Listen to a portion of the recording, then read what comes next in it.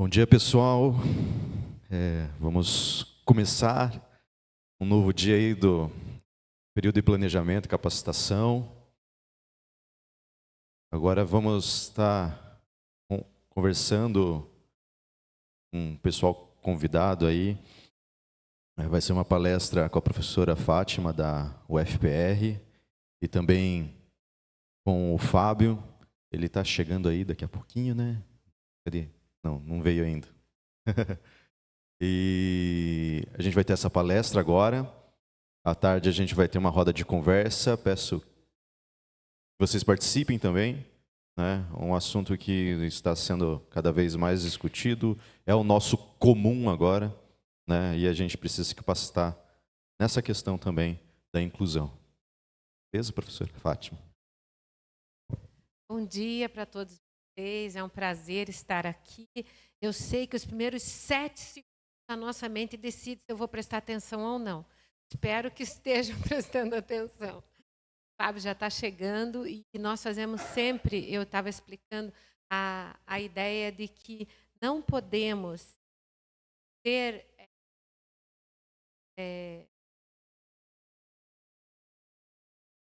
nós concordarmos com a Organização Mundial de Saúde, o Brasil ser signatário da Declaração dos Direitos da Pessoa, onde nada sobre nós, sem nós, é a lei. Por mais que eu esteja aqui, trabalho com pessoas, faço as coisas, mas desde aquela época, hoje a gente sabe que nada adianta eu vir falar se a gente não tem alguém que tem.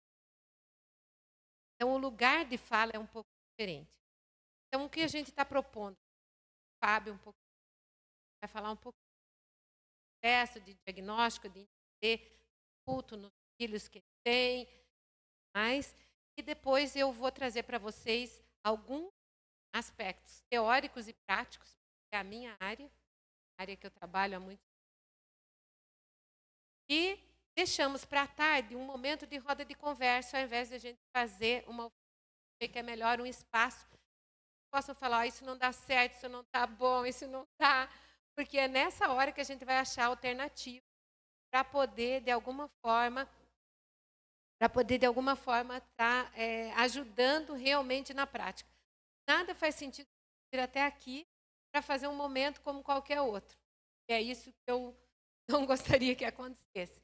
Então, a ideia é que realmente a gente pense em ideias metafóricas, vocês vão ver que a minha apresentação, e que a partir disso possa desenvolver algumas competências, que a inclusão ela é diferente em cada lugar, por isso ela é diferente de um ano para o outro, mesmo que seja com o mesmo aluno. E ela é diferente da gente mesmo, quando começa e depois de um tempo, tá? Com essas Universidade Federal do Paraná hoje, mais de 3 com algum diagnóstico, mais de 1.000. Eu hoje dou aula em 4 turmas de graduação, 2 autistas em cada sala. É um desafio maior do que a gente. A Fátima vai tirar dele, na verdade. Isso tem um desafio por dia. Nós temos média de 2 alunos na sala com deficiência. Então, quero dizer para vocês, não venho falar de um lugar diferente do que vocês estão, mas do cotidiano, das dificuldades e das realidades que a gente. Só que tudo facilita, entende o que é esse processo, o que é a inclusão, como isso de alguma forma afeta todos. E o que chegou o palestrante aí? Agora eu vou passar a palavra para o Fábio, deliciar um pouco o nosso tempo, né? Olá, pessoal, bom dia.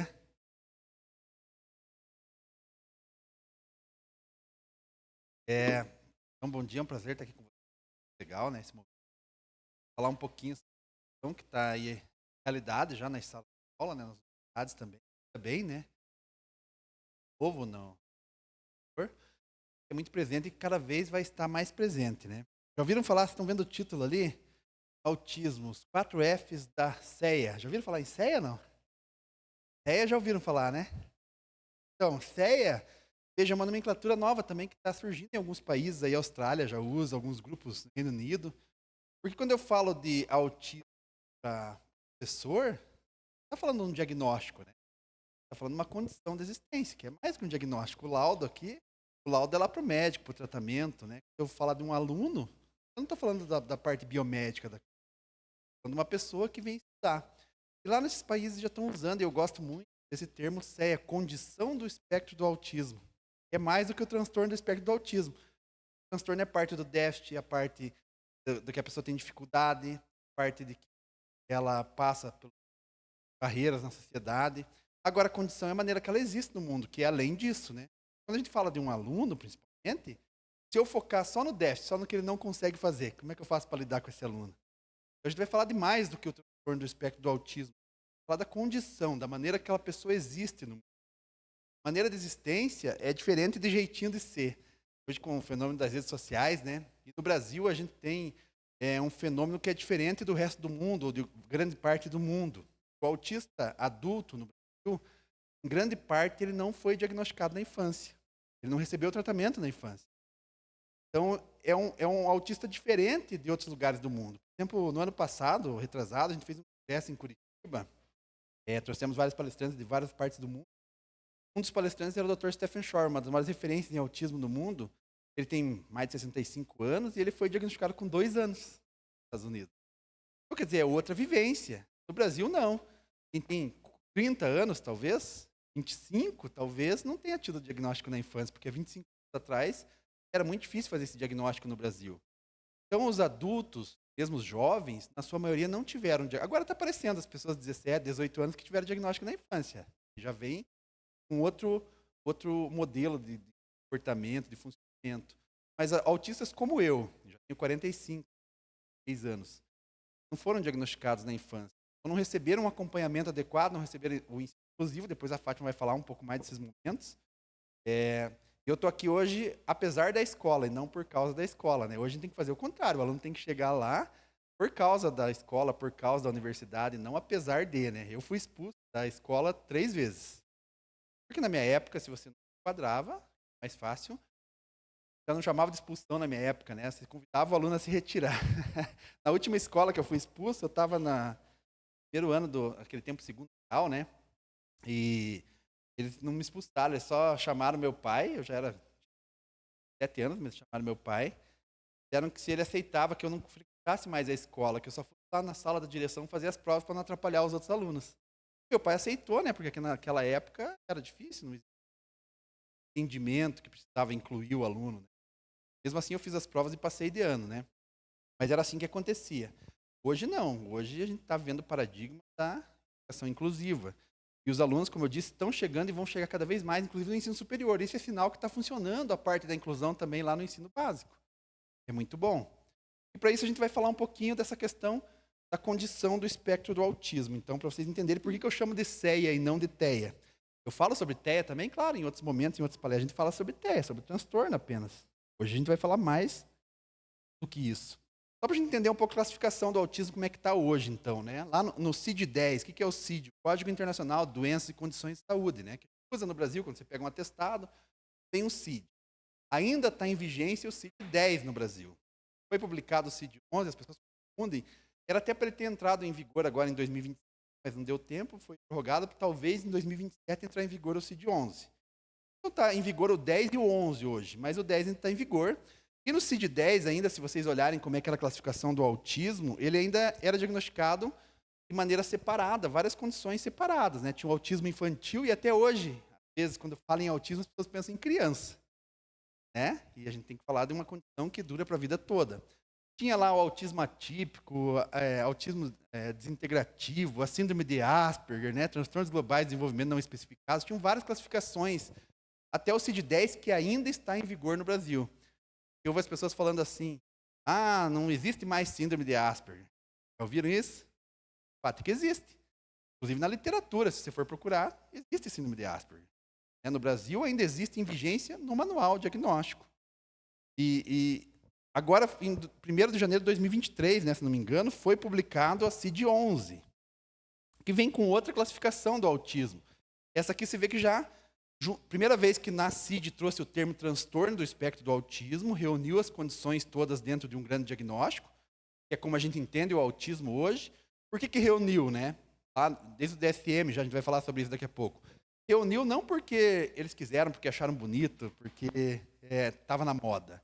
Reuniu as condições de um grande diagnóstico porque entendeu que aquelas condições todas que eram antes separadas, o entendimento que a gente tem hoje, científico e tudo mais, elas provinham de uma mesma ordem genética, não dos mesmos genes necessariamente. São mais de 1000 genes identificados aí relacionados ao autismo, mas todas provinham de uma ordem genética. E todas acarretavam nas mesmas questões do indivíduo. A dificuldade de comunicação, a dificuldade de interação, comportamento repetitivo, interesses restritos. Claro que não da mesma maneira também. Então, quando você entendeu que aquelas condições todas vinham de uma mesma ordem genética e acarretavam nos mesmos critérios, então deveria ser o mesmo diagnóstico. Aqui vamos retirar uma confusão. Ser o mesmo diagnóstico não quer dizer que é a mesma coisa. Eu sou uma pessoa autista, é óbvio que eu sou bem diferente daquele autista que não fala, que tem deficiência intelectual. Por isso, eles não colocaram apenas como transtorno do autismo. Tem essa palavrinha no meio que chama espectro. O espectro do autismo é justamente isso.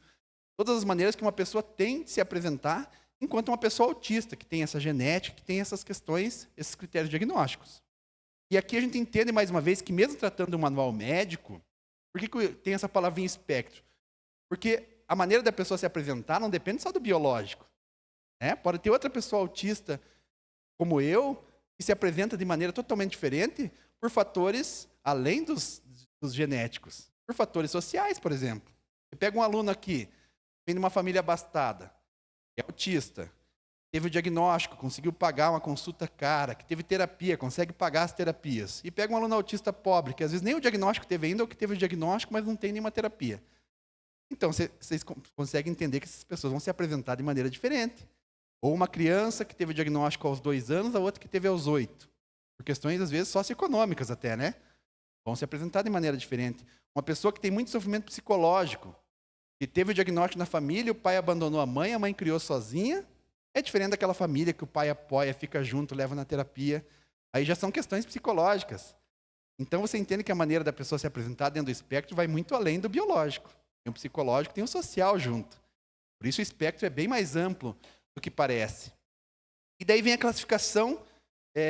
Você vê que aqui na classificação do CID-11, ele já não divide por nome, né? Ele divide pela presença de deficiência intelectual ou não e déficit na linguagem ou não. Também não tem nível, né? Onde que a gente fala em nível de autismo? Já ouviram falar em nível de autismo, não? Autismo leve, moderado, severo, já ouviram falar nesses termos? São termos até um tanto quanto equivocados e que não existem na nomenclatura oficial. Existe na literatura também? Sim, tem estudos científicos e até profissionais que usam essa terminologia. Mas ela, além de não ser uma terminologia oficial, ela é uma terminologia muito ruim. Mas de onde vem isso? De onde remete isso? Vem lá do DSM. O DSM é o Manual Médico da Sociedade Americana de Psiquiatria. É um manual lá dos Estados Unidos. Por que eu estou falando isso? Porque a gente tem que entender os contextos de cada colocação. A gente usa o DSM no Brasil para fazer diagnóstico? Usa, como referência.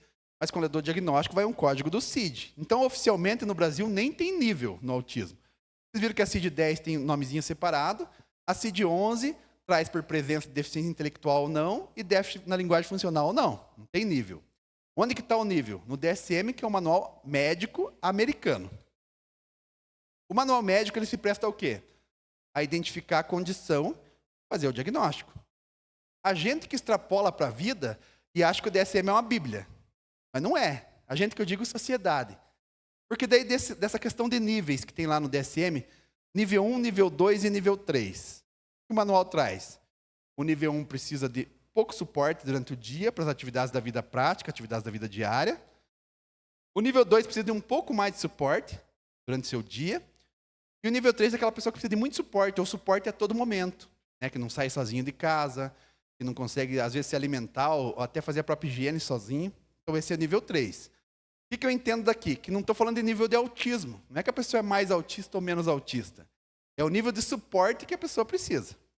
Aqui eu acredito que vocês separam com alunos mais de suporte e de menos suporte, não é?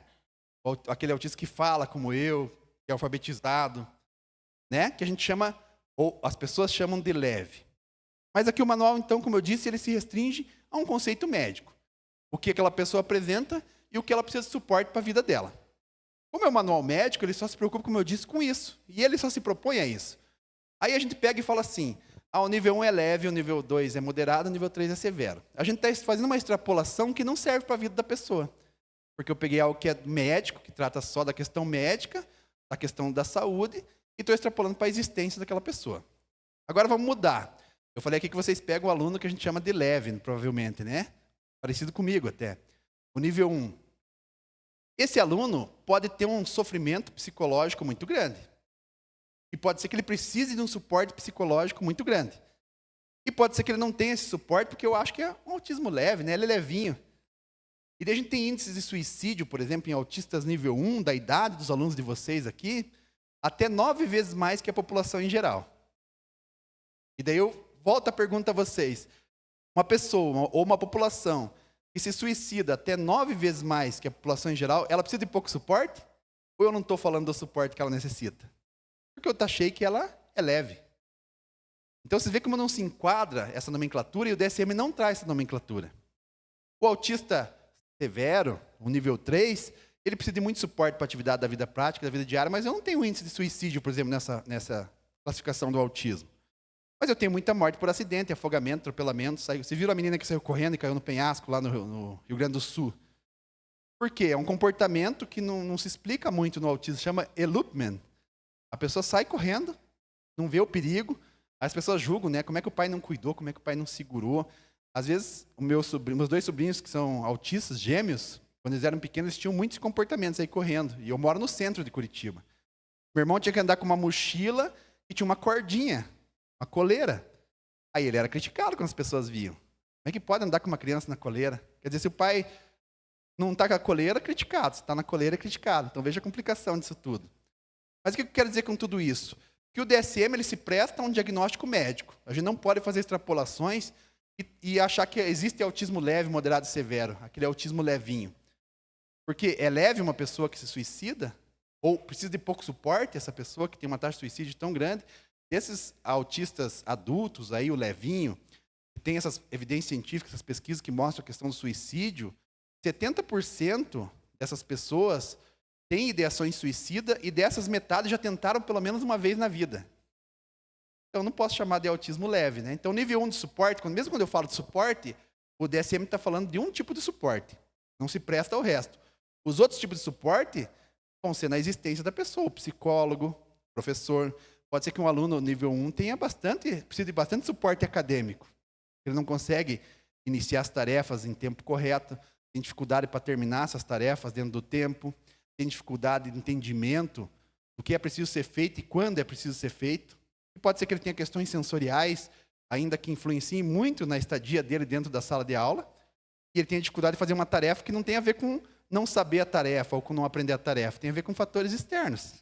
Então a gente não pode reduzir a classificação aqui na sala de aula ao DSM, que é o manual médico. Então o que eu preciso entender quando eu falo de autismo para professores, né? Do funcionamento da pessoa. É mais importante de saber, da onde vem o autismo, o que causa o autismo. A gente fica muito preocupado com isso às vezes, estou dando uma aula de pós-graduação e as pessoas querem saber a neurociência do autismo, a genética do autismo, o que está causando, os fatores ambientais.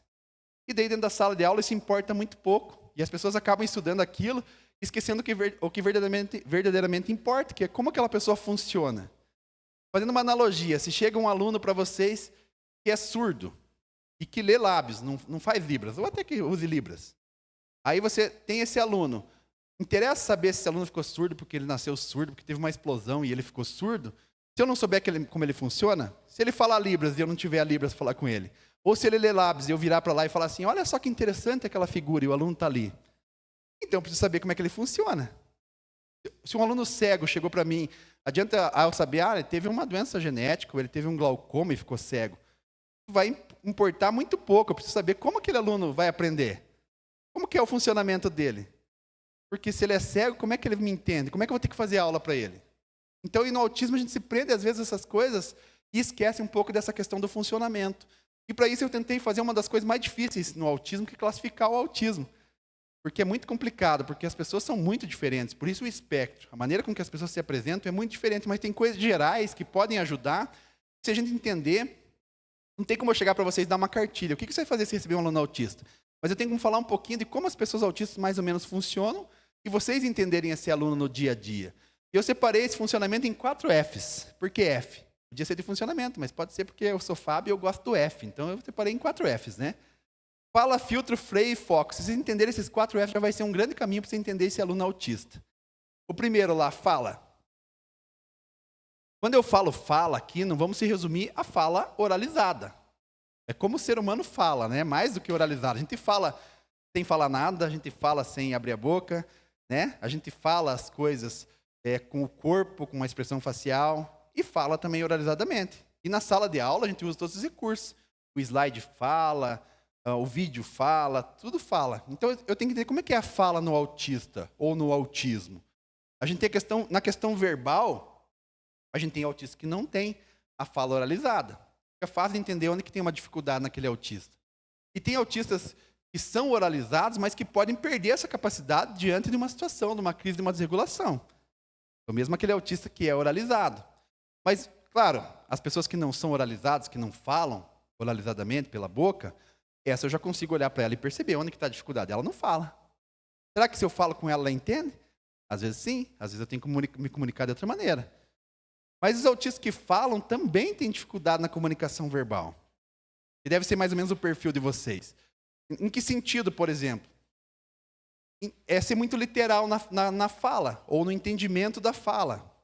Muita coisa que a gente conversa, que a gente está numa sala de aula, que está numa aula, eu uso de uma ironia, de uma figura de linguagem qualquer, de uma metáfora, e às vezes para o autista aquilo não tem sentido, ou tem o sentido literal do que foi falado. Veja a complicação que é isso, porque às vezes a gente faz isso sem se dar conta. A gente só fala, a gente usa termos que a gente é acostumado a usar no dia a dia, que todo mundo entende, que para o autista é difícil de entender. Né? Quem nunca falou assim, está chovendo, hoje vai chover para variar. Quando você fala hoje vai chover para variar, a tradução literal dessa frase é hoje vai chover para variar, quer dizer que nunca chove e hoje para variar vai chover. Mas como que a gente entende essa frase que a gente fala? Hoje vai chover para variar, quer dizer, está chovendo a semana inteira, vai chover para variar, está dizendo que vai chover de novo. É o contrário do que quer dizer o sentido literal. E para o autista isso é difícil de compreender. Mais do que isso, às vezes apenas a entonação na fala já para o autista é difícil. E às vezes eu falo a mesma coisa com entonação diferente, quer dizer duas coisas diferentes. Para a gente entender um pouco isso, né, o porquê que isso acontece no autismo ou para o autista, as pessoas autistas têm muita dificuldade com o que a gente chama de aprendizado implícito. Existe o aprendizado explícito, vocês sabem, e o aprendizado implícito. Tem coisas que eu preciso explicitar, ensinar, e tem coisas que a pessoa aprende observando, copiando, imitando desde criancinha. Essa questão da entonação na fala é um exemplo clássico disso. Alguém fica ensinando a criança em casa, quem tem filho pequeno ou neto, alguém fica ensinando a criança em casa, quando você se espantar, você faz, quando você ficar triste, você faz, Ninguém fica ensinando a criança a fazer isso. Como é que ela aprende a fazer entonação na fala? Porque ela percebe as situações implicitamente. Ela percebe que algo te espantou. E você fez uma entonação de espanto. Você não ensina. Ela liga o contexto social daquilo, por isso que a gente fala comunicação social no autismo. A tua reação enquanto falante. E a partir dali ela começa a ver que em situações parecidas com ela vai fazer mais ou menos o mesmo comportamento. Né? Assim é o aprendizado implícito, que parece óbvio para as pessoas de desenvolvimento típico. Assim, mas é óbvio, só que para o autista não é óbvio. E às vezes ele não aprende a ler essa entonação, às vezes ele não aprende a ter a entonação. Já podem ter pego algum aluno, ou vão pegar, aquela pessoa que fala no mesmo tom sempre. Oi, professor, eu preciso saber dessa prova. E a pessoa está animada. Eu perdi aquela aula, você pode me passar o conteúdo? A pessoa não tem entonação nenhuma. E daí você acha estranho. Mas isso não atrapalha tanto. Agora pense ele entendendo a entonação da pessoa. Eu vou falar para vocês, tá um friozinho hoje. Em vez de ficar aqui falando sobre autismo, a gente podia ali tomar um chazinho ali, ou comer uma torta da Frederica, né, Frederica? Comer uma torta da Frederica. E às vezes o professor veio meio sem vontade, eu falo, vamos ali comer uma tortinha, em vez de ficar aqui falando sobre autismo a manhã inteira. Ele fala, opa, vamos. Mas a outra professora, ela está muito interessada. Tem 5 alunos autistas, tem 2 filhos autistas, 3 sobrinhos autistas, então ela não quer perder essa palestra.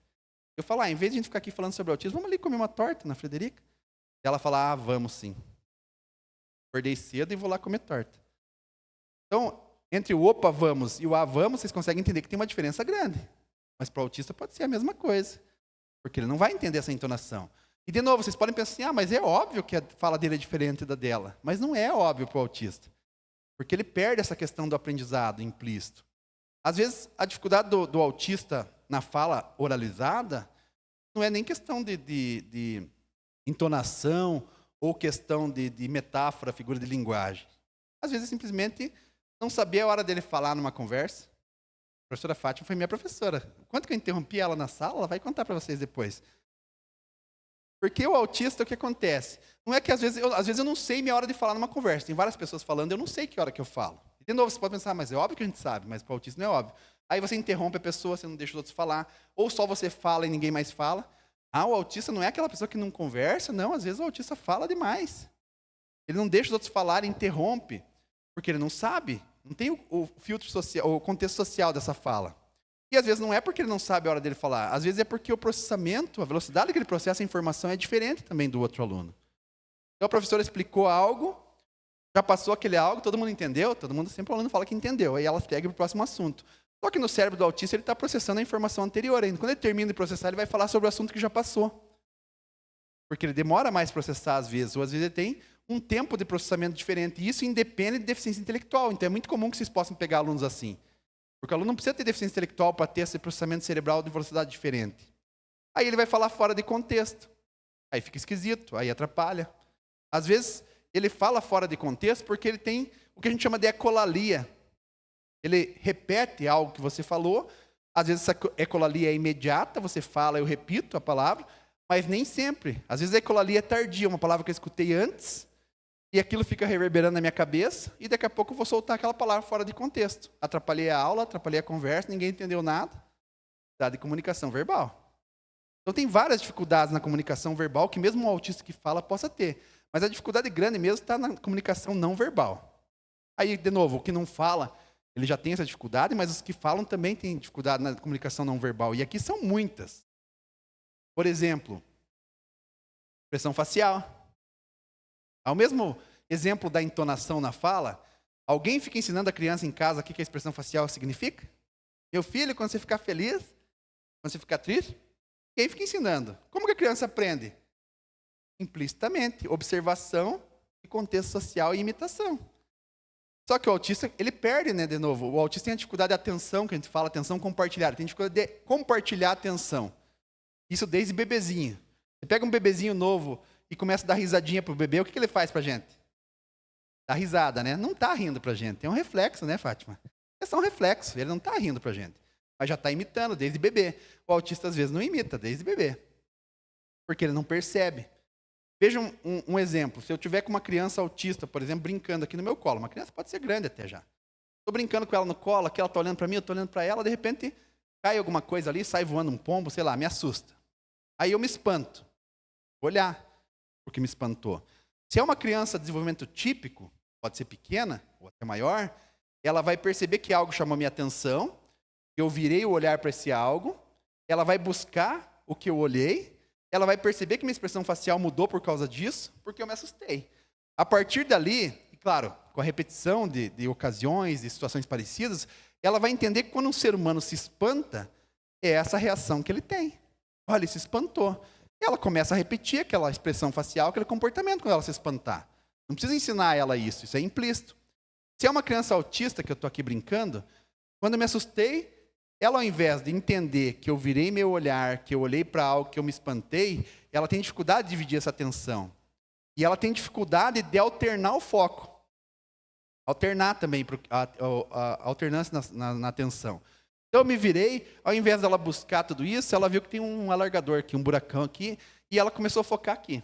Ela perdeu todo o contexto que teve ali, de eu me assustar, de eu mudar minha expressão, aí não aprende a fazer a expressão facial e não aprende a ler a expressão facial.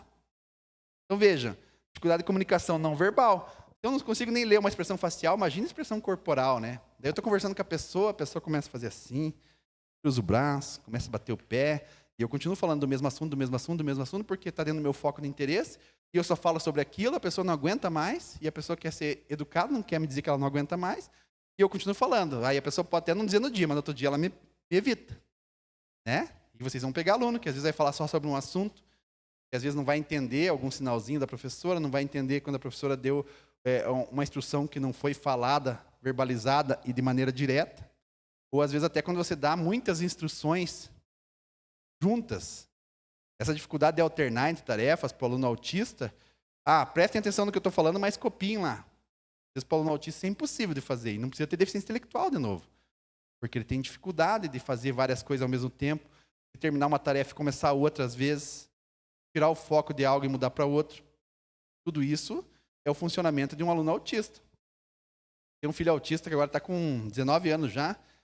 Quando ele era pequeno, eu ia com ele não tinha diagnóstico ainda, ia tomar um sorvete, uma coisa simples.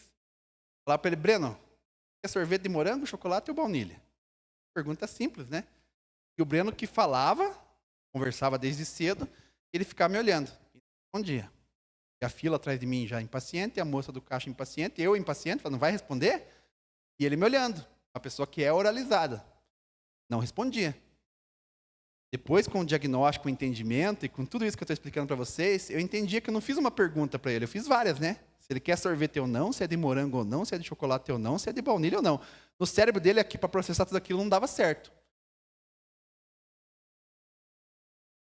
Isso, às vezes, só ecolalia, ele só repetia, né? Então, eu tive que mudar, falar, Breno, você quer sorvete? Aí, às vezes rápido, às vezes nem tão rápido, ele ia processar aquilo e ia me dizer, quero. De morango? Não. De baunilha? Não. De chocolate? Sim. Eu tive que mudar a comunicação. E veja isso na sala de aula, o quanto a gente faz. A gente vai dando informação, dando informação, dando informação. Aí o aluno não consegue captar, eu penso que ele não aprende, ou que ele tem alguma deficiência intelectual, ou que ele é burro. E às vezes ele é inteligente, é até mais inteligente que os outros, mas daquela maneira que foi passada a informação, ele não consegue processar. Isso que a Fátima falou é bem interessante, repetir o último, né? É ecolalia de novo, é ecolalia imediata. O Breno, quando eu fui fazer a avaliação dele, eu já estudava autismo, eu tenho 2 irmãos autistas, e quando ele foi para a escola falou assim, tem alguma coisa aqui, porque ele não está indo bem academicamente, no social, ele já tinha 5 para 6 anos, eu fui levar ele a fazer uma avaliação, sem pensar em autismo. Porque esquisito lá em casa era meu filho mais velho, eu tenho outro filho mais velho, e esse era esquisito. Porque meus irmãos são autistas, eu sou autista. O único jeito que minha mãe e meu pai sabiam de ter filho era ter filho autista, tiveram 3, mesmo não sabendo o que era autismo na época. Eu, para ter filho, o meu filho mais velho é até hoje esquisito, porque ele dá bom dia para todo mundo, ele abraça as pessoas, dá bom dia e mora em Curitiba, né, e dá bom dia para os outros no elevador, isso é muito esquisito, né, até hoje. O mais novo não era igual a família inteira, então ele não era esquisito. Quando eu levei ele fazer avaliação, a psicóloga perguntou assim, o Breno se comunica bem? Eu falei, sim. Ela não perguntou se ele falava bem, ela perguntou se ele comunicava bem. E daí, na minha frente, ela falou assim, Breno, você gosta mais de amarelo ou de azul? E o Breno falou azul. Estou dizendo, que é um gênio da comunicação. Pai é sempre assim, né? Daí ela falou assim, Breno, você gosta mais de azul ou amarelo? Ele falou amarelo. Você gosta mais de branco ou preto? Ele falou preto. Você gosta mais de preto ou branco? Ele falou branco. Ele estava se comunicando? Não, ele estava repetindo a última palavra que ela dizia. Estava tendo uma ecolalia. Então, ele falava bem e se comunicava mal. É o que pode acontecer com o aluno de vocês. Na hora, na minha cabeça, veio assim uma luz, assim, sabe aquele meme que abre o universo na cabeça da gente, assim? Eu fiquei pensando quantas vezes eu fiz o Breno comer coisa que ele não gostava, porque ele falou que queria, né? Na hora vem a culpa, mas depois eu descobri que não adianta sentir culpa da pessoa que eu era ontem, né? Com o conhecimento que eu tenho hoje, não adianta me julgar o ontem, né? Ah, Breno, você quer mais um bife ou quer brócolis? Brócolis, come brócolis. Depois descobri que ele nem gostava de brócolis, mas tinha pedido, eu fazia ele comer, né? Ele só estava repetindo. Então veja quanta dificuldade tem na questão da fala, verbal e não verbal. Todos os autistas vão ter isso? Todos. De maneiras diferentes. Vai ter um que vai ter mais, outro que vai ter menos. Há tempos atrás tem um estudo que dividiu, tem várias maneiras de classificar o autismo, não é só o DSM e o CID que faz a classificação. Isso aí é um estudo que dividiu o autismo em 4 subtipos. E 2 desses subtipos, a pessoa tinha capacidade de comunicação verbal acima da média da população em geral. Não vejo curioso. A gente ouve ainda que o autista não pode falar, ou ele fala tão bem, como é que ele vai ser autista? Às vezes eu falo tão bem de um assunto que eu domino e que as pessoas estão interessadas em ouvir. Quando a gente vai para uma conversa casual, já não é tão bem assim. Então aqui é o primeiro F. Quanto tempo tem, Fátima? Dá tempo. Mais de meia hora. O segundo F é o filtro. Esse é importante. O que é o filtro? O autista tem a questão do filtro social e do filtro sensorial. No social, não tem filtro, né?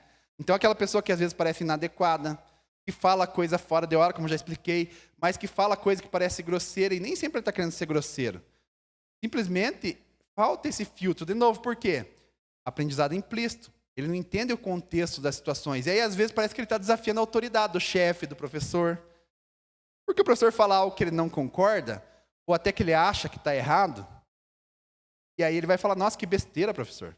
Ele não tem o filtro que o outro aluno tem de falar, nossa, o professor falou besteira, falar baixinho para o colega. Ele vai falar em voz alta e vai falar para o professor. Quer dizer que ele não gosta do professor, que ele está desafiando o professor? Não, falta esse filtro. Ele não consegue não falar. Uma reunião com o chefe, às vezes o chefe fala uma bobagem, e você sabe que o chefe falou uma bobagem, mas não era com você que ele estava falando, você só abaixa a cabeça e fica quieto. Aí o autista vai ser aquela pessoa que vai responder a pergunta que não foi feita para ele. Nossa, que bobeira, chefe, que besteira que você falou. E o chefe não perguntou para ele, e às vezes não precisava ele falar. E daí fica em situação ruim com o chefe. Então falta esse filtro social para a pessoa autista. A pessoa chega e fala, nossa, que feio que está teu cabelo. A pessoa não te perguntou se o cabelo está feio. Mas ele fala.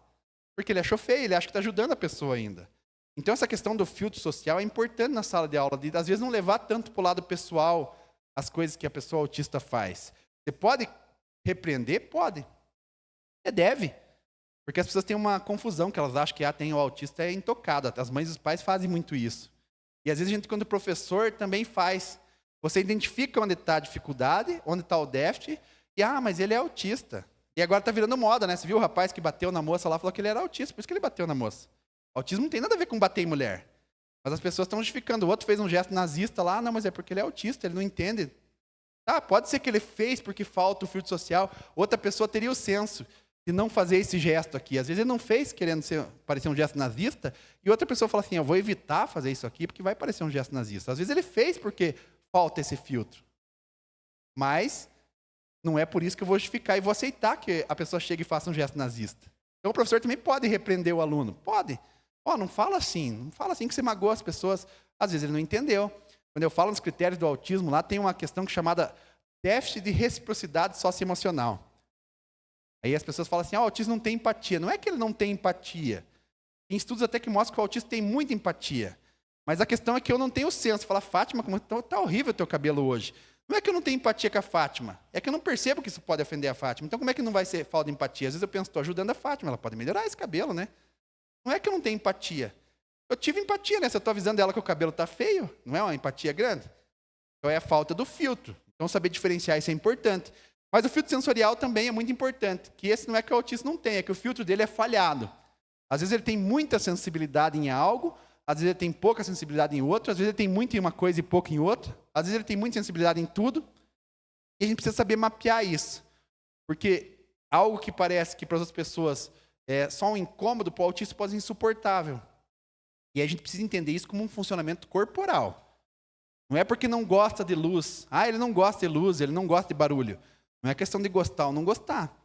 É questão que aquilo talvez seja insuportável para ele. A gente faz muito isso com o autista, que é uma sacanagem das maiores que fazem com o autista, sem perceber e sem maldade, às vezes. Que é jogar as coisas do autismo para o campo do gostar e do querer. Quando eu jogo as coisas do autismo para o campo do gostar e do querer, ele não gosta de barulho. Às vezes vocês também não gostam de barulho, mas se você tiver que ficar num lugar barulhento, você fica. Mas para o autista aquilo pode ser de uma maneira insuportável que ele não consiga ficar naquele ambiente. Quando eu jogo as coisas do autismo para esse campo, do gosta e do quer, é que nem eu falar assim, ele é surdo, será que ele não gosta de escutar? Ou falar assim, por que ele não se esforça um pouquinho mais? Ele escuta, né? Ou falar do cadeirante, né? O cadeirante não gosta de subir escada. Não é que ele não gosta, o funcionamento corporal dele é diferente. Impede com que ele suba uma escada, com que ele ouça. Mas não é menos ser humano por causa disso, não é inferior a ninguém. O autista, a gente precisa entender isso tudo que eu estou falando como um corpo que funciona diferente. Cérebro, até onde eu lembro, é corpo, né? E esse corpo funciona diferente. Por julgar essas questões, esse campo da vontade, do gostar ou não gostar, a gente acaba discriminando. A gente precisa entender isso também. E às vezes quando eu falo em filtro sensorial, hipersensibilidade, as pessoas pensam assim, ele não gosta de barulho alto. É uma hiper, não precisa ser alto o barulho às vezes. Às vezes um barulho baixo de um ar-condicionado, que para você só é chatinho, às vezes nem percebe, para ele pode ser insuportável. Lembra que é uma hiper, nem sempre é o foguete estourando no ouvido, é a luz piscando forte. Pode ser, então tem que respeitar essas sensibilidades, porque às vezes o que para você não está interferindo, para ele pode ser insuportável. Uma etiqueta de uma camiseta. Terceiro, F é o freio. E esse falta bastante também, né? Tem a ver com o filtro também lá, né? A questão do imediatismo. Eu preciso fazer isso agora. Nem que seja falar agora, eu preciso falar agora. Falta no cérebro do autista, a gente chama de controle inibitório, né? Falta esse freio, onde às vezes eu não consigo esperar para falar, eu não consigo esperar para agir, eu não consigo me controlar para fazer algo. Não é porque eu não tenho paciência, porque eu não quero. Às vezes simplesmente é incontrolável. Dá para treinar? Dá, esse é o objetivo das terapias. Mas às vezes o aluno autista adulto que chega para vocês não fez isso na infância, não treinou. Então é a pessoa que às vezes vai responder de uma maneira que você não espera, simplesmente por essa falta do freio. Tem a ver com o que eu falei da inibição ali, né? Por que uma pessoa autista se agride quando tem uma crise? Às vezes uma criança, ou até um adolescente, um adulto, é que adolescente e adulto não faz birra, por isso que eu dou o exemplo da criança. Ela começa a fazer uma birra, eu quero. Quando ela bate na orelha, doeu a orelha, ela para, ela faz outra birra. Às vezes a criança autista, ou a pessoa autista adolescente ou adulta, não é birra. Ela está tendo uma desregulação e ela começa a bater na orelha. Aquilo dói também, mas ela não consegue parar. Falta esse freio dela parar. E daí a orelha fica igual a de um lutador de jiu-jitsu. E mesmo que esteja doendo, ela não para. Então essa questão da inibição, controle inibitório que falta no cérebro mesmo. E o que leva à impulsividade. Isso tem a ver com a questão do suicídio também. As pessoas típicas, às vezes, têm a ideação, mas até ter a ação, tem um pensamento. Se eu me matar, eu vou morrer. Parece óbvio, né? O autista, ele tem a ideação, falta o freio. Tem a questão do imediatismo, a impulsividade, comete suicídio. Por isso essas taxas também estão grandes. Né? Não dá tempo de pensar, se eu me matar, eu vou morrer. Se eu bater a cabeça na parede, eu vou machucar a cabeça. Então, isso acontece, geralmente, questão de agressividade, numa desregulação. A pessoa é agressiva? Não. A agressividade não é um critério diagnóstico para autismo. Por isso que o rapaz lá que deu o soco, eu dei o soco na moça porque eu sou autista. Não tem nada a ver.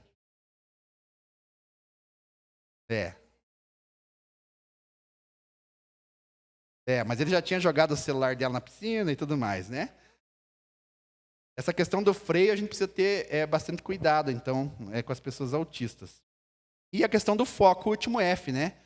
Questão do interesse, repetição, previsibilidade e alternância. Isso que é importante na sala de aula. Por quê? Os interesses. O cérebro do autista, de novo, é como se tivesse um botão de liga e desliga. Quando ele está em algo que me interessa, que está no meu foco específico, o meu cérebro está ligado 100%, 110%. Eu consigo prestar atenção, eu consigo interagir, consigo até conversar. Se saiu disso, não é que eu não tenho vontade de aprender outra coisa, é que às vezes o cérebro do autista é como se estivesse desligado ali. Ele não consegue ir para aquele outro interesse. Isso é o que a gente chama de interesse restrito no autismo. Não é porque ele gosta muito daquilo. Não tem a ver com gostar ou não gostar. Inclusive a ciência não explica por que um autista tem hiperfoco em determinada coisa e outro autista tem hiperfoco em outra coisa. Porque não tem o que explique isso, a gente não sabe ainda. Mas o fato é que se você tem um interesse restrito em algo, você tem muita dificuldade de focar em outras coisas. Mas eu preciso, dentro da universidade, aprender várias coisas. E daí como é que faz? Às vezes eu preciso usar meu foco de interesse para expandir o interesse. É possível? É possível, mas saber que o cérebro do autista funciona assim. A questão da repetição.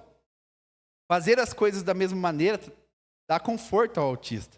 As coisas estarem da mesma maneira. Eu vou na sala de aula, sempre na sala de aula, a parede de tal cor, a mesa do professor de tal lado. Às vezes o fato de mudar essa ordem para o autista pode ser muito incômodo a ponto de ele não conseguir ficar na aula.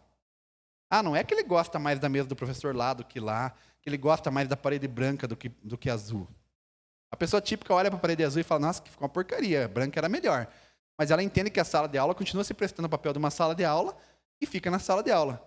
Para o autista, às vezes, aquela falta de repetição, ou mudou a sala, e na universidade acontece isso, não é igual na escola. A aula ia ser aqui, mudou. Hoje a aula mudou de sala, vai ser lá na outra sala. Aí a pessoa não consegue ir para a aula. Porque mudou, faltou essa repetição e faltou a previsibilidade. O autista precisa trabalhar com previsibilidade. Hoje eu vou fazer prova surpresa. Acabou com o autista. Porque ele precisa se programar para fazer aquelas coisas. Aí ele vai mal na prova e ele sabia todo o conteúdo. Mas é porque faltou a previsibilidade de saber que ia ter uma prova, não porque ele não sabia o conteúdo da prova. Então a gente precisa pensar em algumas adaptações. A questão de alternância, já falei um pouco de alternar interesses, né? Ter cuidado quando vai iniciar uma tarefa, terminar, começar outra tarefa. Às vezes deixar bem claro isso. Ou dar uma previsibilidade de tempo que isso vai acontecer. Porque se deixar por conta dele, tem algo no autismo que a gente chama de disfunção executiva. Ele sabe fazer, ele quer fazer e ele sabe que ele tem que fazer. Mas ele não consegue fazer no tempo que tem que fazer. E não é porque ele não tem habilidade para fazer no tempo, é simplesmente porque não deixaram claro quanto tempo você tem para fazer isso. Aí ele vai fazer quando, ou não vai fazer. Então precisa ter esse cuidado. Dito tudo isso, para passar para a professora Fátima, a parte dela, claro que foi muito rapidamente que a gente falou aqui do funcionamento, mas já dá para vocês terem uma ideia. À tarde, lembrando que à tarde a gente vai ter um momento de perguntas e respostas, podem ficar bem à vontade para colocar as questões. Aqui a questão do espectro lá, as representações no espectro, como é que a gente tem um gráfico que mostra lá? Conforme é maior o comprometimento das funções, essas todas, fala, filtro, freio, foco, pode ser comunicação, interesse, comportamento, como você quiser classificar, não tem problema. Conforme for maior esse comprometimento, vai ser menor a divergência de apresentabilidade da pessoa autista. Aquele autista que tem deficiência intelectual severa, que não fala oralizadamente, que não consegue interagir, que tem um comportamento muito estereotipado, eles vão ser todos muito parecidos na apresentação externa. Todos vão ser aquela pessoa que fica quieta, que fica se balançando, que fica no canto, que não interage. Conforme, e isso é o espectro, conforme vai diminuindo o comprometimento dessas funções, vai aumentando a maneira da pessoa se apresentar, as maneiras da pessoa se apresentar.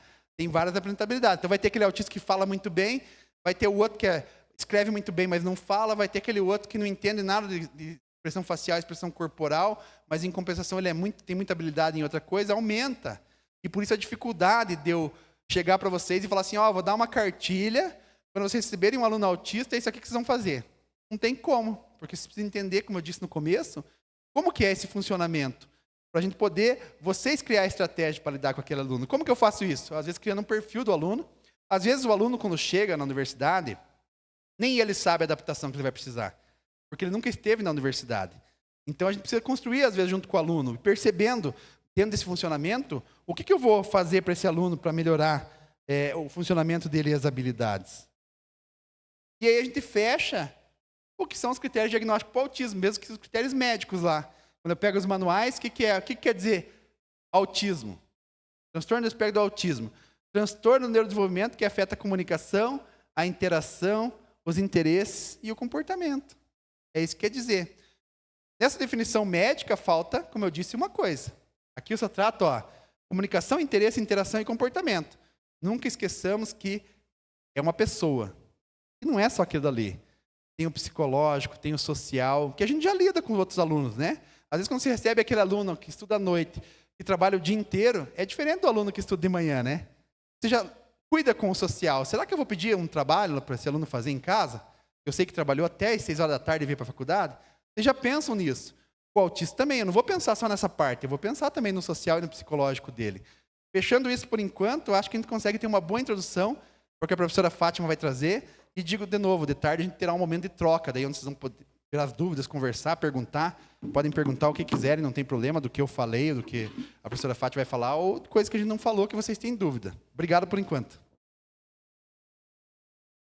Gente, então, eu vou continuar essa fala, mas gostaria de dizer para vocês que, no meio da pandemia, eu ganhei o FAB de aluno, que era online.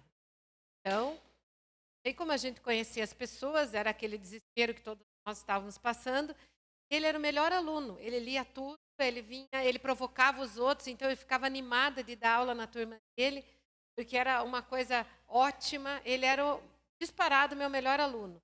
As questões que ele trazia, e quando chegou no final do semestre, ele não fez nada, nenhuma tarefa. Aí eu fiz contato dele, não, mas eu não vou fazer. Ele leu tudo, ele disse, não, eu não quero, quero que você me reprove, eu vou fazer de novo a disciplina presencial. Eu falei, não. Assim, umas coisas que para a gente parece que não tem sexo.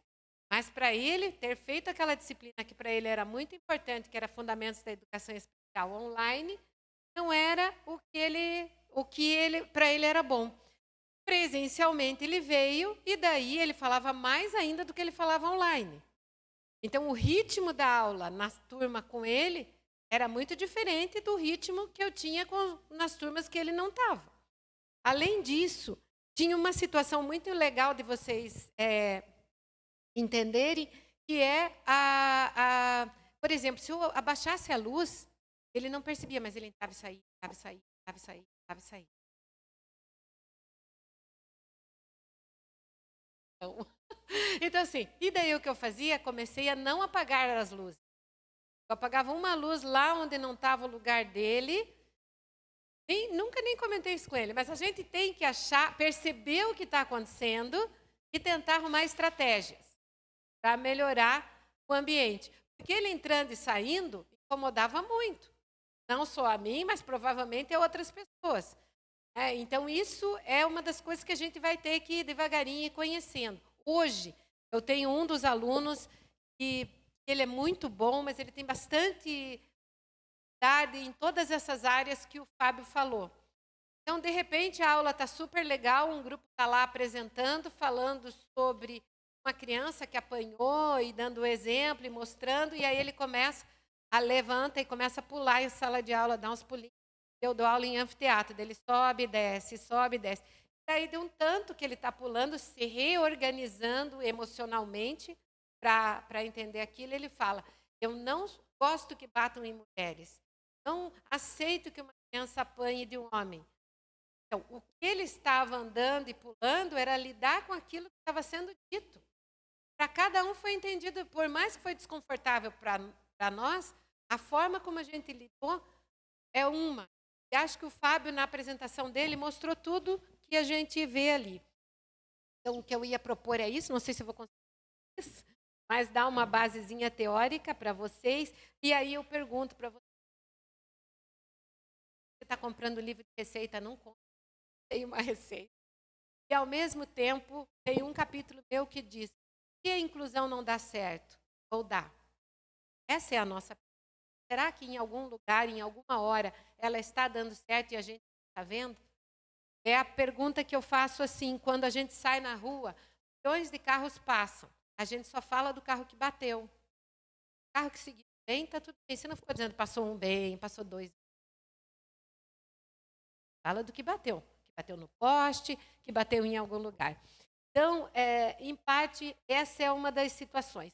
Esse é o laboratório que eu coordeno, não dá tempo de eu falar de tarde, se vocês quiserem, mas eu tenho uma parceria com a Organização Mundial de Saúde, e a gente tem um programa chamado Caregiving Training, que são treinamentos, são desencontros com a família, para a família aprender a lidar com esse diagnóstico, melhorar a comunicação, todos esses aspectos, ensinando a família desde pequeno, porque hoje a gente já sabe que quanto antes o tratamento, melhor o desenvolvimento. E tem parceria com Portugal, com a Universidade do Kansas, com uma escala de intensidade de apoio, não posso ficar falando. Vamos pensar, uma coisa, quando a gente fala em inclusão, muito importante, é a gente entender de que lugar a gente está falando. Muitas vezes a dificuldade de um professor, eu me coloco nesse lugar porque eu já estive mais fixo nele, é porque nós todos que estamos pensamento mecanicista, cartesiano, newtoniano.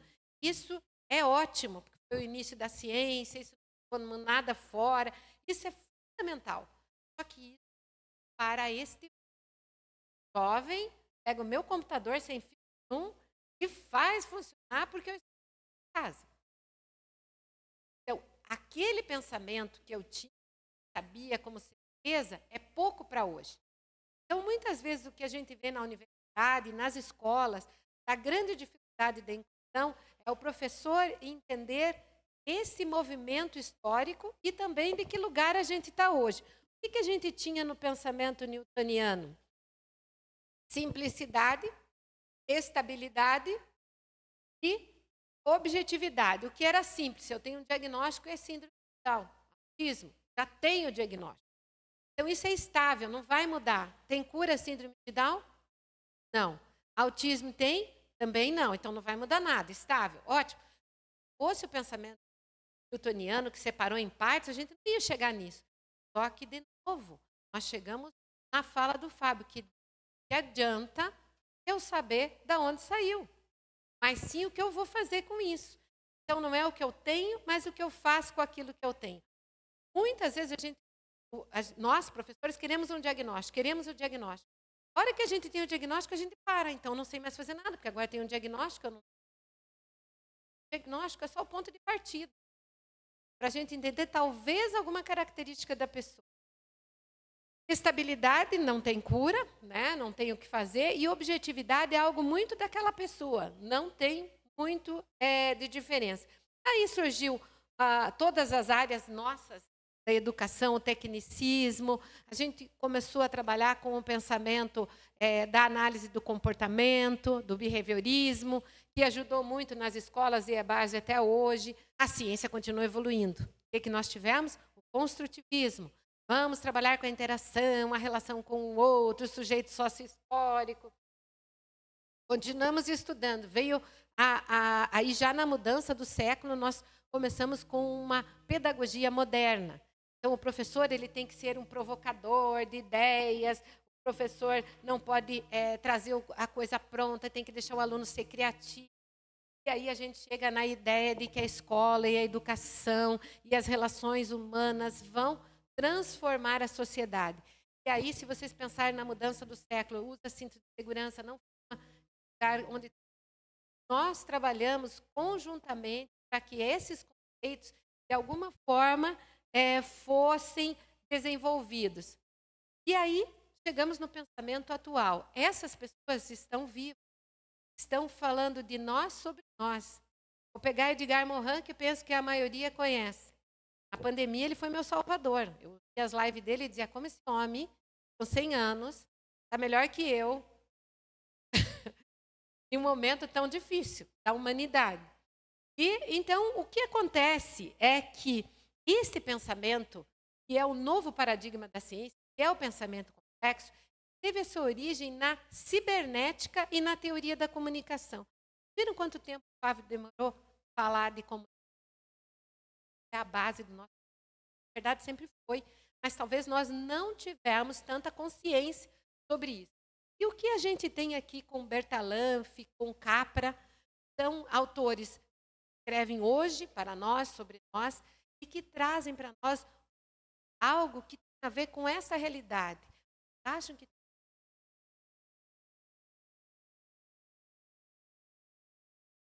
diminui? Mas a gente não. Então, esse pensamento trabalha a ideia de redes.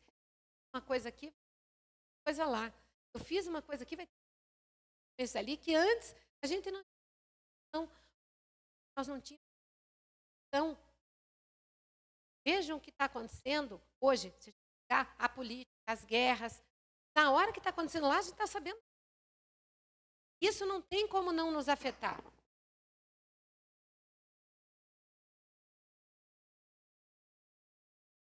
Aí eu pergunto, quem tinha uma Malévola? A Malévola era boa ou era ruim? Sabem dizer se era boa ou ruim? Para vocês, na hora do filme. Vocês pegarem no filme antes dela sofrer, ela era boa. Se eu pegar no filme na hora que ela estava sofrendo, ela era ruim. E eu pergunto, o que isso significa? Quando eu disse para vocês no começo que eu trabalho com pessoas com deficiência desde 1983 e que um aluno me fez sofrer o ano inteiro, arranquei os cílios, a sobrancelha, o cabelo. No outro ano ele está bem bonzinho com outro professor. O que houve? O que a gente tem nesse momento? As relações, o diagnóstico daquele aluno continua o mesmo. Mas a forma como... Eu sou uma pessoa que tem TDAH. Então, eu sou uma pessoa agitada, desorganizada, ansiosa, impulsiva, tudo que cabe nesse diagnóstico. Se eu pego um aluno muito parecido, como é que vai ser a relação? Sala de aula. Eu tenho ainda mais um monte ali junto. Então, dentro do novo paradigma da ciência, que é o pensamento sistêmico, parte do primeiro princípio, alinhar teoricamente de onde a gente está falando, que é a complexidade. Quando eu falo em complexidade, eu estou falando de reações causais recursivas. Nada é simples, nada pode ser, de alguma forma, reduzido a algo diferente. Vou pegar na fala do Fábio, meu exemplo. A criança nasceu com síndrome de Down, a criança autista. Eu vou perguntar onde isso, quando isso aconteceu. Entende que recursos tinha aquele lugar onde a criança nasceu. Então, o diagnóstico em si, ele está submetido a essas condições. E ao conjunto de coisas que vem junto com ela. O segundo pilar do pensamento complexo é o inverso do pensamento linear newtoniano-cartesiano, que é a instabilidade, que a gente não quer ouvir. Vou aqui dizer para vocês que não tem receita, que nós não vamos dar resposta para vocês, mas a gente vai dar vocês a... Cada coisa tem que ser pensada a cada momento. Então, indeterminação, imprevisibilidade, irreversibilidade, incontrolabilidade, tudo que a gente quer. E a gente quer certeza e segurança. Isso não existe mais. Ainda mais no mundo onde a comunicação desequilibra cada minuto. Você não sabe mais o que está na internet, se é verdade ou não. Está perturbado com aquilo. Terceiro pilar, aquilo que era objetivo próprio da pessoa, agora passa a ser intersubjetivo. Intersubjetivo significa que depende das relações e não de uma pessoa só. E aí nós temos vários exemplos. Esse de que o aluno, um ano me deixou doida, no outro ano estava calminho. Por que ele estava calminho? Aí eu não sabia se eu matava primeiro a criança ou estava na dúvida. Depois de um ano de sofrimento.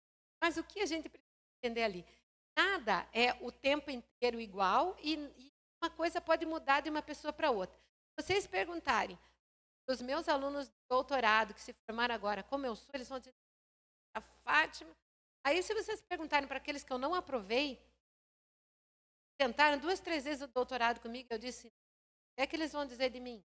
E se vocês telefonarem para as minhas ex-sogras, ou para a minha sogra atual, vocês entendem que a Fátima é a mesma, mas é a relação que se tem que vai fazer com que eu reaja diferente. De novo, levo-la. Posso montar na vassoura rapidinho. Isso é a natureza. Então, a mesma coisa vai acontecer com a criança. Quadro comparado. Né? Depois de tarde, se quiser, a gente... Mas para vocês entenderem. Além disso, com essa evolução da ciência, muitas vezes a gente pensa em desenvolvimento humano e vai falar Piaget e Vygotsky. Ou vai falar autores que, para nós, não estão aqui, podem falar desse desenvolvimento, dessa geração. Uma bioecologia do desenvolvimento. É a teoria sobre desenvolvimento humano que mais é usada hoje pela OMS, pela medicina de uma forma geral. Lembrando que o pensamento sistêmico, hoje ele é... Por exemplo, um dentista. Não é um pensamento sistêmico. Ele que você está com dor, ele te dá uma plaquinha e manda embora. O pensador sistêmico, se eu vou te dar uma plaquinha para acalmar essa dor, mas vamos investigar se não é um tumor, se não... Então, ele entende que tem que tirar o sintoma, mas que tem que investigar de onde esse sintoma saiu. Isso é a complexidade. E aqui, essa teoria sobre desenvolvimento poderíamos dizer que a ciência trata das relações dos seres vivos com o ambiente em que vejam aonde a gente está caminhando. Isso tudo está relacionado com a inclusão. A mesma frase. Poderíamos dizer que é a ciência que trata das relações entre seres vivos e ambiente. O que é que nós estamos falando? O que mudou aí, gente? A frase é a mesma. Nós estamos falando da mesma situação. O problema são as relações. Como é que isso está sendo feito? Uma relação onde uma pessoa olha no olho da outra, onde tem o desenvolvimento relacionado com a natureza, com a qualidade de vida, é diferente em relação ao que a gente... Essa teoria bioecológica, ela traz para nós 4 pilares que envolvem o nosso desenvolvimento. Mas o principal dessa teoria é que ele não fala do desenvolvimento da criança, fala do desenvolvimento de você, aqui. Eu e o Fábio que viemos aqui, estamos hoje em desenvolvimento, por isso a gente... Então, pessoa com a característica dela, o Fábio com as dele, eu com as minhas. Processos são as relações proximais. São meus ambientes hoje, meu ambiente de trabalho, meu ambiente da casa, minhas amizades. Contexto, onde eu moro. Como é que está lá? Eu moro num país que a guerra está rolando solta, Por mais que o meu ambiente de casa seja bom, está caindo uma bomba em cima da minha casa. E por último, o cronossistema, que é a influência do tempo sobre os fatos. Então, vamos pegar o exemplo ali. Uma criança que não vai ter o diagnóstico pequeno, vai ter só lá com 17 anos. Então, quando o Fábio começou, eu estou aqui apesar da escola, que ele é um sobrevivente. Então, a influência do tempo sobre o fato faz muita diferença. Eu pego uma criança com autismo ou com síndrome de Down em 1902. Qual era o futuro?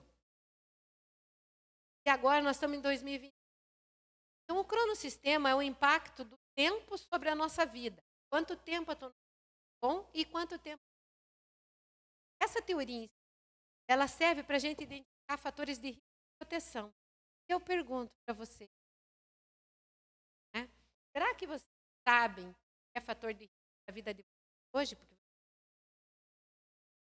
Quais são os fatores de proteção? Então, o exercício que eu faço quando eu tenho mais tempo é que o professor coloque os fatores de risco para a sua vida. Os fatores de proteção. Já vou.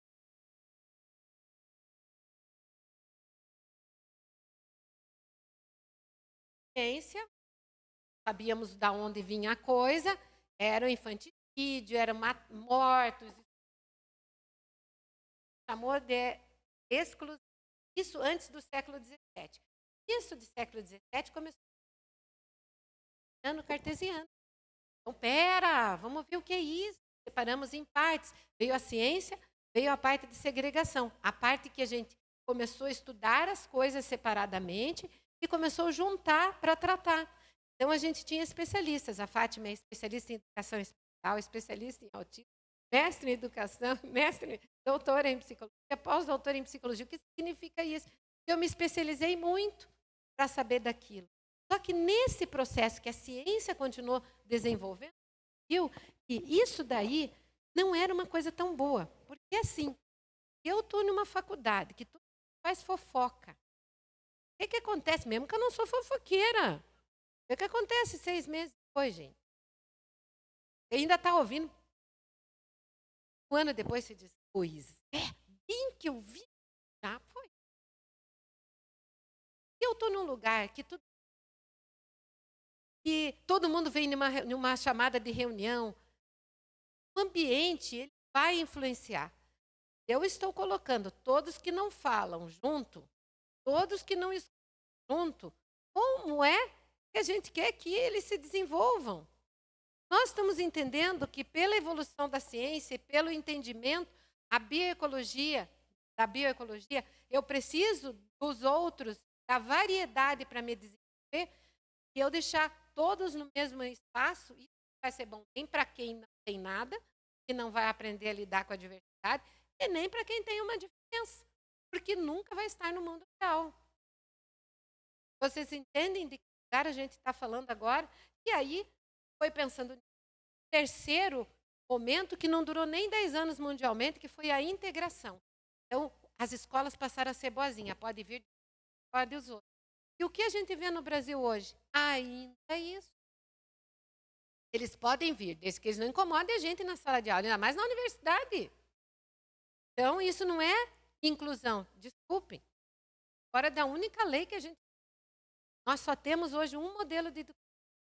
Tem outra. E se eu quero vender educação, se eu quero ser professor, eu tenho que entender isso.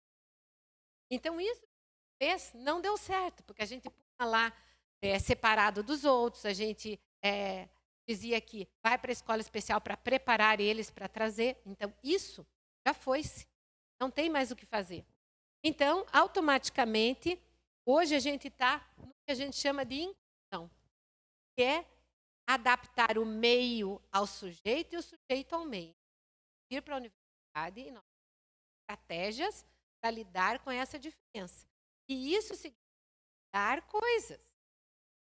Só que se a gente está lá no pensamento cartesiano, a gente pensa que só tem um jeito de ensinar. Eu dou aula na pedagogia e eu tenho que dizer uma disciplina anual. Eu sou uma professora que não faz zero. Eu tenho um monte de aluno que prova.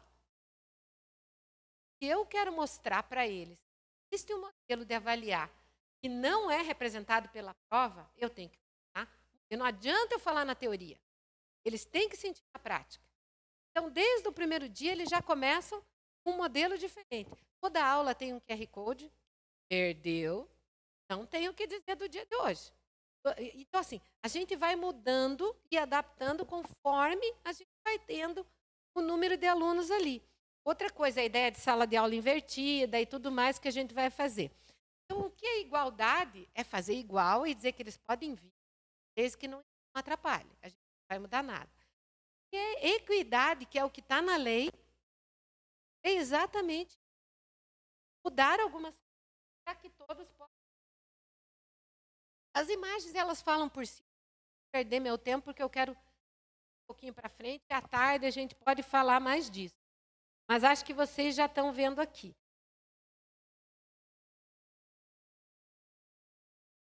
A lei hoje, pende diretor, pende professor, responde essa. Mas, para falar disso, mas a gente tem uma lei e ela foi criada porque o Brasil foi signatário da Convenção do Direito das Pessoas. O Brasil não fez isso porque foi bonzinho. Ia perder cadeira na ONU.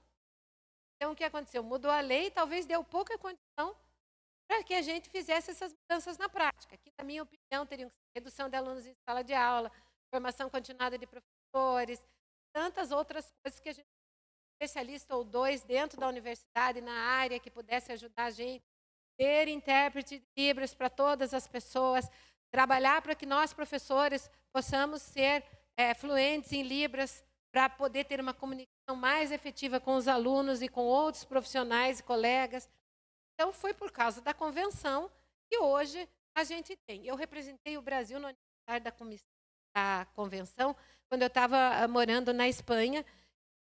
A lei brasileira é aqui de toda a América Latina, é que está mais em consonância com a convenção. Ou seja, a nossa lei ela é muito boa. O problema é os entraves e as pequenas lacunas que ela deixou, que não ajuda muito a gente ali.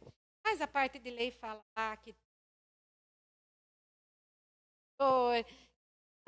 depois eu deixo para vocês. Mas eu pergunto para vocês assim, eu sou professora. Em 1983, eu trabalhei com a primeira pessoa com deficiência. Se eu quero fazer a mesma coisa que eu fazia lá naquela época, vendendo isso, eu vou sobreviver? Eu vou adoecer? Só que não temos telefone. Aí chega alguém aqui e quer comprar um telefone. Só que eu vou vender aquele telefone que eu vendi a vida inteira, gente. Eu sou boa naquilo, eu fiz a vida inteira, eu vendi aquilo. Vocês entendem? Como é que hoje eu vou entregar um telefone daquele para quem está comprando celular? Porque a lei diz que nós temos que vender celular. Mas daí nós não evoluímos, não aprendemos a usar um telefone sem fio. Vocês entendem isso? Daí o que acontece? A gente, enquanto professor, adoece. Quem está em volta da gente adoece. E os alunos também adoecem. Porque nós escolhemos uma profissão e não estamos nos preparando para ela. Desculpe, eu sei que é horrível falar isso, mas é um processo que eu passei dentro de mim. Entendimento para eu não sofrer. Quando eu comecei a entender melhor a inclusão e entender fora do Brasil. Mas a gente tem saída. Eu não preciso ficar nessa área. Posso. Se eu não entendi que a lei é essa, eu posso fazer qualquer outra coisa. Eu brinco, dá para ser Uber, Masterchef, The Voice, qualquer coisa. Menos professor. Eu vou adoecer lá com a bioecologia.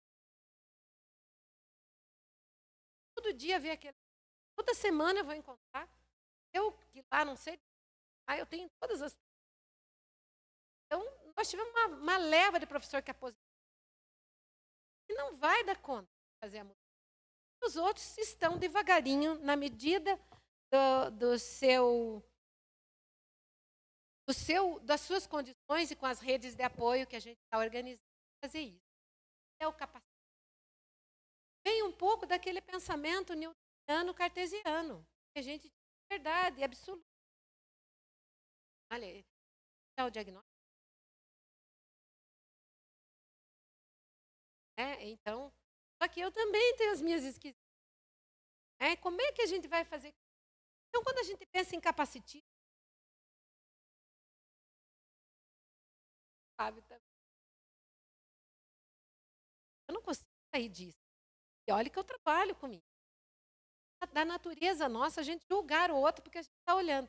Aquela. Ai, não vai dar certo. Tendência do ser humano. Guerrear com isso a cada momento. E aí eu pergunto para vocês, para saber um pouco se vocês. Pergunto, vocês acham que uma pessoa sem perna pode correr na praia? Feche um olho lá e pense na pessoa sem perna correndo na praia. Ela não tem do para baixo. Está correndo na praia? Estão vendo? Estão vendo? Estão vendo? Olha lá. Aí eu pergunto para vocês. Vamos focar um pouquinho, entender ali. Foi só ela pôr a perna e sair correndo? Não. Caiu um monte de vezes. Foram 1000 próteses até acertar. Vocês entendem isso? É um outro modelo. Não é aquele modelo normal que a gente. Então, achar um jeito de ser, achar um jeito de viver, achar um jeito de ensinar, achar um jeito de aprender, é um processo muito individual. E talvez por isso que perturbe tanto. E acho que esse é um processo que faz com que a gente várias coisas. Agora que eu me deram um tempo para isso. Então vocês vão ficar com medo. Eu conto história, eu me visto. Eu faço um monte de coisa nas minhas falas. Mas por que medo, gente?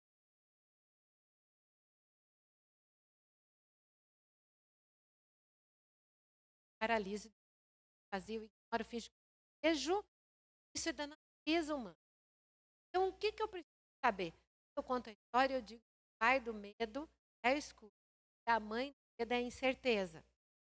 Então, se eu não sei, se eu estou certa, se eu estou no escuro, eu vou ter medo. O que eu preciso fazer como um professor universitário? Clarear.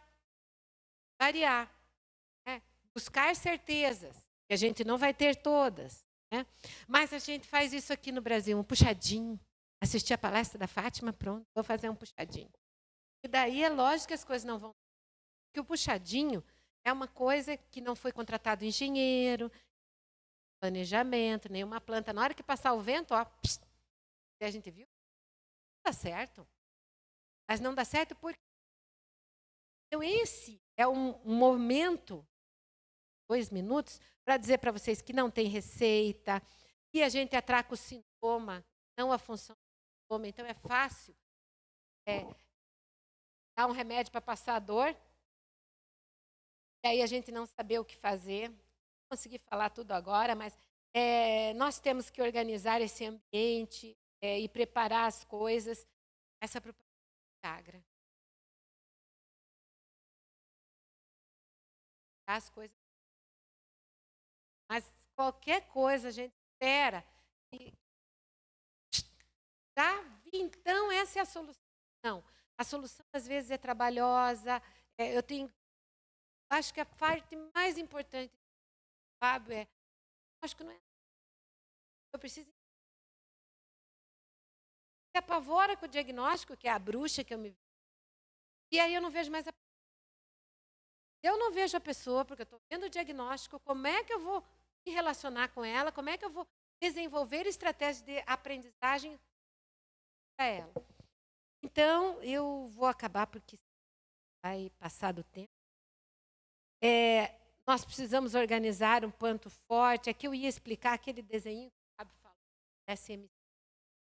Eu comecei no DSM-3. Comprei, não ria, Fábio. Eu comprei o DSM-3, a prestação no último ano de psicologia. Daí, quando eu paguei a segunda prestação, saiu o DSM-4. Normal. Então, hoje a gente está no DSM-5. Historicamente, eu passei por. Acho que essa ideia de a gente entender o que tiraram, porque tinham coisas que pertenciam àquele grupo, que é um pouco dessas características que o Fábio falou. Essa sobrecarga aqui,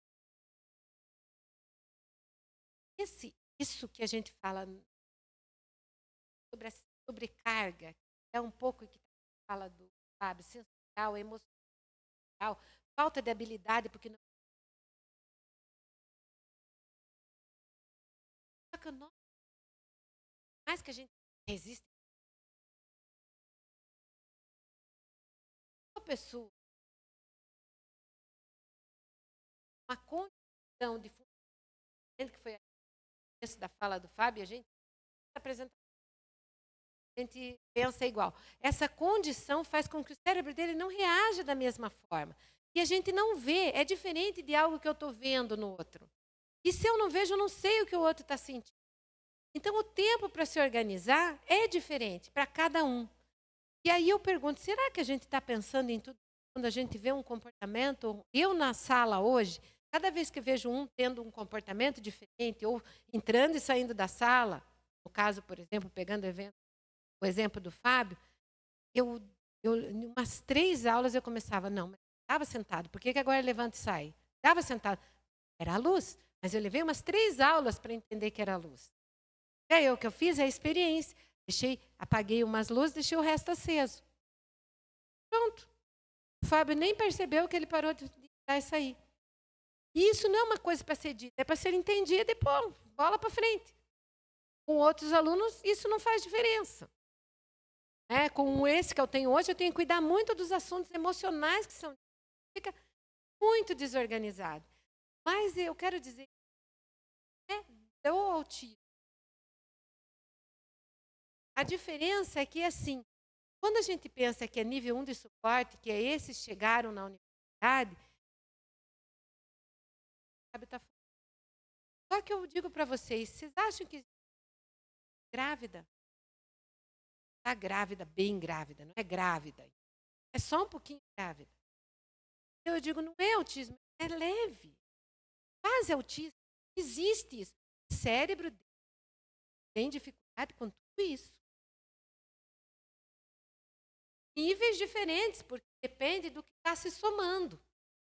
Já está com calor, ou ele já está com uma etiqueta, ou ele já está vendo o olhar dos outros em cima dele. Aí o professor diz, prova surpresa.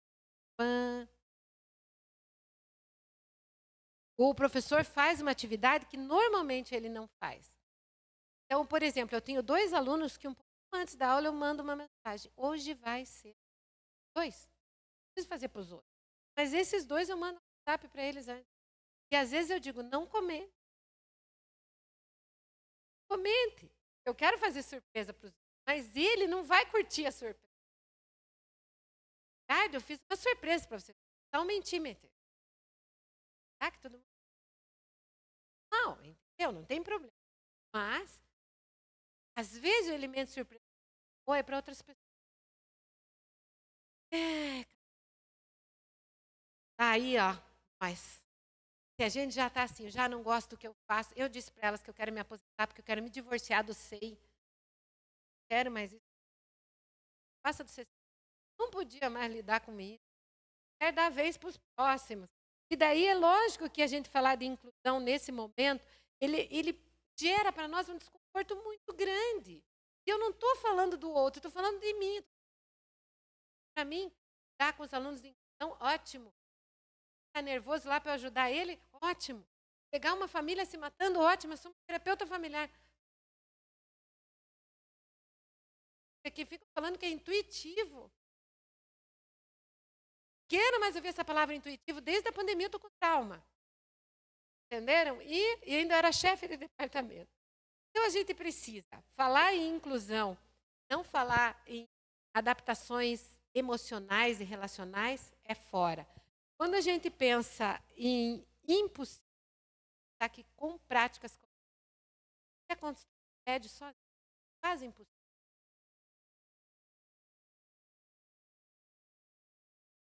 Estabelecer apoio, trabalhar com os colegas que são as nossas redes de apoio. De tarde a gente vai dar várias dicas para você. Não sofrer com se eu errei, se não está dando certo. Blá, blá, blá, blá, blá. Ó, eu já sou rede de apoio de vocês, tá? Eu vou encerrar com uma imagem em movimento, porque isso, para mim, é a verdade da nossa.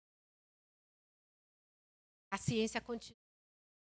Gente, se eu continuasse falando tá? Porque eu na neurociência pode, no núcleo do neurônio, ter a plasticidade cerebral. Mudou, gente. Eu não posso parar. Então eu vou adoecer. Espero que tenha trazido alguma ideia para você. Você com a nossa conversa de tarde. Muito obrigada.